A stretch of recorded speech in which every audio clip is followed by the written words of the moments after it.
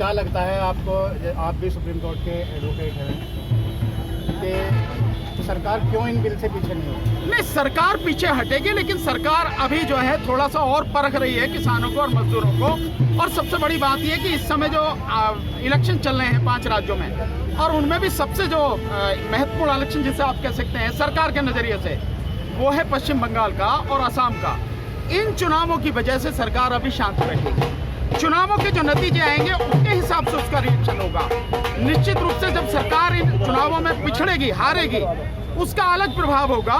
और अगर सरकार ईवीएम में धांधलेबाजी करके, बेईमानी करके जीतती है, उसका प्रभाव अलग होगा। तो अभी इलेक्शन के बाद ही इसका प्रभाव आपको नजर आएगा। बार बार ईवीएम की बात आती है, जनता भी ईवीएम की बात करते हैं, लेकिन ईवीएम बंद क्यों नहीं हो पाती? नहीं, ईवीएम बंद करेगी भारत सरकार, बल्कि संसद में जो संविधान, इसमें संशोधन होगा कानून में, जन प्रतिनिधित्व अधिनियम 1961 जो है, इसमें संशोधन होगा, तब ईवीएम हटा के और बैलेट पेपर को लाया जाएगा। और ये तब तक संभव नहीं है जब तक पूरे देश में ईवीएम के लिए जन आंदोलन न बने और जन आंदोलन बनकर सरकार पर जबरदस्त तरीके से दबाव न डाला जाए। जैसे कि इस समय किसान आंदोलन है, ये जो किसान आंदोलन है, इस किसान आंदोलन ने अब धीरे धीरे जन आंदोलन का रूप लेना शुरू हो गया है, रूप कर लिया इसने। इसी में अगर ईवीएम का भी ये मुद्दा जुड़ जाता है, जिसकी हम पूरी कोशिश कर रहे हैं, और बहुत जल्दी हो सका इसी महीने, और संभव हुआ तो 23 तारीख को जब शहीद आजम भगत सिंह जी, सुखदेव और राजगुरु जी का शहीदी दिवस है, उस दिन से हम ईवीएम की लड़ाई पूरे जोर शोर के साथ में पूरे देश में हम शुरू करने जा रहे हैं। हो सकता है उसके बाद जब सारी स्थिति बने तो जन आंदोलन बनेगा, तभी सरकार पर दबाव पड़ेगा। नहीं तो अगर नहीं बनता है तो निश्चित रूप से सरकार तब तक ढिलाई बरतती रहेगी। देखेंगे आगे क्या होता है, क्या स्थिति है। हमारी कोशिश ये रहेगी कि ईवीएम का आंदोलन किसानों के आंदोलन की तरह जन आंदोलन बन जाए, इसमें जुड़ के ये ताकतवर बन जाए दोनों आंदोलन। जो जनता है, देश की जनता है, या किसान है, मजदूर है, उनको क्या संदेश देना चाहते हैं? नहीं, उनके लिए मेरा बहुत सीधा संदेश है। मैंने अभी कहा भी है, सब लोग इस बात को समझें कि ये जो कानून है, ये पूरे देश को तबाह करने वाले कानून हैं।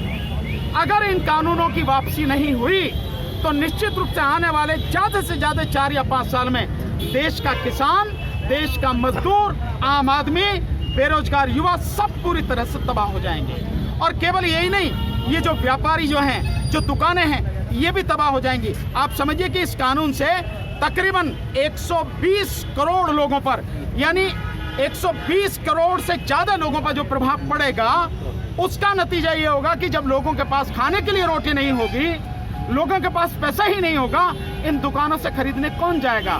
तो क्या ये दुकानें बंद नहीं होंगी? निश्चित रूप से बंद होंगी। और दुकानें बंद होने का मतलब ये है कि देश पूरी तरह तबाह हो जाएगा। चंद लोगों के हाथ में केवल संपत्ति रह जाएगी। इसलिए हर किसी को समझना चाहिए कि इस आंदोलन में किसानों के साथ हर किसी को साथ में आना चाहिए, चाहे वो किसी भी जाति का हो, चाहे वो किसी भी धर्म का हो, चाहे वो व्यापारी हो, किसान तो है ही, मजदूर हो, बेरोजगार हो, गरीब हो, कोई भी हो, सबको इस आंदोलन में साथ देना चाहिए। और साथ भी इस तरह से देना चाहिए कि हफ्ते में एक दिन इस किसान आंदोलन के लिए निकालें। दिल्ली के चारों तरफ जहां भी है, सिंघू बॉर्डर पे है, आपके टिकरी बॉर्डर पे है, गाजीपुर बॉर्डर पे है, शाहजहाँपुर राजस्थान बॉर्डर पे है, या पलवल बॉर्डर पे, जहां भी है, जहां भी आपको जैसी स्थिति लगे, इस किसान आंदोलन में जाके अपनी भागीदारी निभाइए, अपनी उपस्थिति वहां दर्ज कराइए।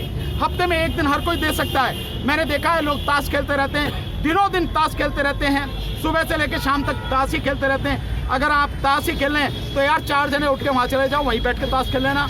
वहाँ आपको खाने के लिए रोटी भी मिलेगी, सब मिलेगी, लेकिन 4, 6, 10 आदमियों की गिनती तो बढ़ेगी।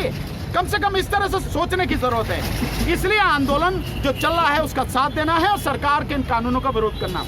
एक और मुझे लोगों से बात करनी है कि अगर कोई नहीं जा सकता, उसे लगता है कि मैं जा नहीं सकता, तो भाई जो किसान आंदोलन ने नारा दिया है बहिष्कार का, किसका बहिष्कार? अंबानी यानी रिलायंस के जितने भी उत्पादन हैं, रिलायंस के जो पेट्रोल पंप हैं, रिलायंस का जो जियो मोबाइल फोन है, इन सबको छोड़ो।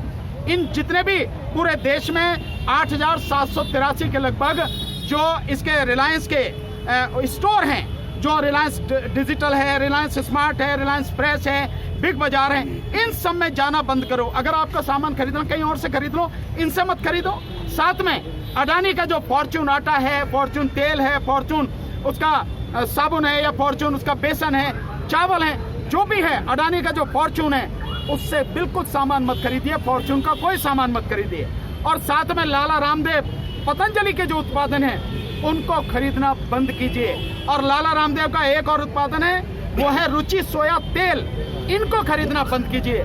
और अगर सबसे बढ़िया आप काम कर सकते हो तो ये कि 1 साल के लिए अपने घर के टेलीविजन में ताला लगा दो। साथियों, अगर आपने ये काम कर दिया, निश्चित रूप से सरकार झुकेगी और बहुत जल्दी झुकेगी और शायद इस देश की दिक्कतें खत्म होनी शुरू हो जाएं। अगर आप ये नहीं करेंगे फिर आपको बचाने वाला कोई नहीं। अच्छा, किसानों की तरफ से एक सवाल और आ रहा है कि गन्ने का जो भुगतान है, इतना प्रदर्शन होने के बावजूद भी उस भुगतान को भी नहीं करते। नहीं, मैं समझता हूँ गन्ना किसानों को समझना चाहिए। और ये पश्चिमी उत्तर प्रदेश की बेल्ट तो गन्ना किसानों की बेल्ट है। और इन हर किसान को समझना चाहिए कि मोदी जी अपने मजे के लिए 20,000 करोड़ के 2 जहाज खरीद के लिए आए। और किसानों का जो बकाया है 2 साल का, वो कितना है? 15,683 करोड़। अगर किसानों का दर्द होता मोदी जी के दिल में, जैसा वो कहते हैं, मजदूरों का दर्द होता, तो कम से कम 20,000 करोड़ के जहाज न लाके अपने लिए, अपनी मौज मस्ती के लिए, वो पहले किसानों का पैसा देते। 15,683 करोड़ ही तो है, उसे देते। 5,000 बच गया, उसमें लिया था जहाज। पहले भी तो वो घूमते रहे जहाज में। इस देश के पहले प्रधानमंत्री भी तो घूमे हैं जहाजों में। क्या उनमें कमी थी? पूरी दुनिया में वो घूमे। अभी तुम्हें एक जहाज 10,000 करोड़ का लेके आए हो, 2 जहाज 20,000 करोड़ के लेके आए हो, काहे के लिए? इसका मतलब साफ है कि मोदी जी को अपनी मस्ती से मतलब है, मोदी जी को अपने मजे से मतलब है। किसान और मजदूर से कोई लेना देना नहीं है। 4 साल में इस योगी सरकार ने 1 पैसा भी किसानों का बढ़ाया नहीं है। गन्ने का 1 पैसा भी नहीं बढ़ाया। और इसको आप ऐसे और समझें कि जो पैसा 2 साल से पड़ा है, 2 साल से किसानों के पैसे पर जो ब्याज बैठता है, वो ब्याज बैठता है 1,500 करोड़, यानी 1,500 करोड़। उस 1,500 करोड़ में 2 फैक्ट्रियां गन्ने की, जो गन्ना मिल है, 2 मिल लग जाती हैं। यानी हमारा ही पैसा है, हमें नहीं मिल रहा, और व्यापारी उस पैसे से ब्याज लेके अपनी मिल लगाता चला जा रहा है, या सरकार को रिश्वत दे रहा है, सरकार को चंदा दे रहा है इलेक्शन के लिए। तो क्या है, ऐसी सरकार चाहिए हमें? इसलिए गन्ना किसान जितने भी हैं उनको तो पूरी ताकत से इस आंदोलन में भाग लेना चाहिए। और ये करना चाहिए, किसान का जो गन्ना है, जैसे ही गन्ना जाए तुरंत उसे पेमेंट मिलना चाहिए। मैं एक बात बहुत सीधी सी जानना चाहता हूँ, आप या मैं मार्केट में से, बाजार में से कोई सामान खरीदने जाते हैं, मानो चीनी खरीदने जाते हैं। जब चीनी खरीदने जाते हैं, इधर चीनी तुलवाई हाथ में ली, उधर तुरंत पैसे देने होते हैं। तो किसान का गन्ना जैसे ही तुल जाता है, उससे उसका पैसा क्यों नहीं मिलता? सरकार को दिक्कत क्या है?